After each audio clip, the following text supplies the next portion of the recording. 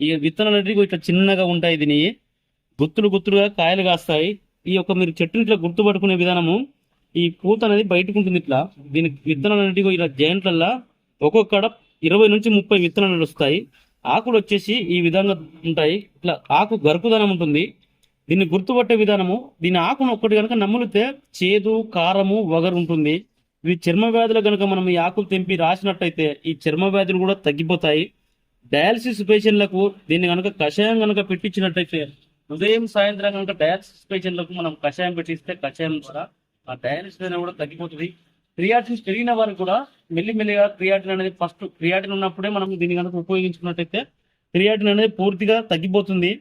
ఇది బొక్కకు జ్వరం ఉంటుంది, కొందరికి ఎప్పుడు చూసినా జ్వరం జ్వరం ఉంటుంది. అలాంటి వారికి దీన్ని పచ్చడి కనుక చేసి పెట్టితే ఆ బొక్క జ్వరం అనేది తగ్గిపోయి ఆకలి వ్యవస్థ, అంటే కడుపు లోపల జీర్ణ వ్యవస్థ తగ్గిపోయినప్పుడు ఆకలి సరిగా ఉండదు ఆ జ్వరం ఉన్న వారికి. ఎప్పుడు చూసినా నోరంతా చేదు చేదు, ఏదో వెగటతనంతో ఉంటుంది. అలాంటి వారికి ఈ పచ్చడి కనుక చేసి మనము వారికి తినబెట్టినట్టయితే రోజు పొద్దున పొద్దున ఆ జ్వరం కూడా పూర్తిగా తగ్గిపోతుంది. ఆకలి తీవ్రత పెరుగుతుంది. ఇక వాళ్ళు కుంభాల కుంభాల అన్నం అనేది తింటారు, కడుపు నిండా భోజనం అనేది చేస్తారు. జ్వరం తగ్గిపోయి పూర్తిగా వాళ్ళు అందంగా తయారవుతారు. జ్వరం పూర్తిగా నివారించబడుతుంది.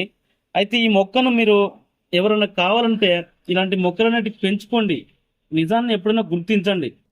ఇప్పుడు సోషల్ మీడియాలో వాస్తవానికి మొత్తము చూపించేటువంటి గలిజేరు అనేది అది గడ్డి గలిజేరు. అది దాన్ని గలిజేరు అని పిలుస్తారు, కానీ గడ్డి గలిజేరు, అది పంట గలిజేరు కాదు. మనం దీన్ని పండించుకొని తిని ఇది దీని యొక్క ఏరును గనక మనము కళ్ళల్లో దీన్ని శుద్ధి చేసుకుని కళ్ళల్లో కనుక వేసుకుంటే లోపల ఉన్నటువంటి నరాలు కూడా, డ్యామేజ్ అయిన నరాలు కూడా సెట్ అవుతాయి.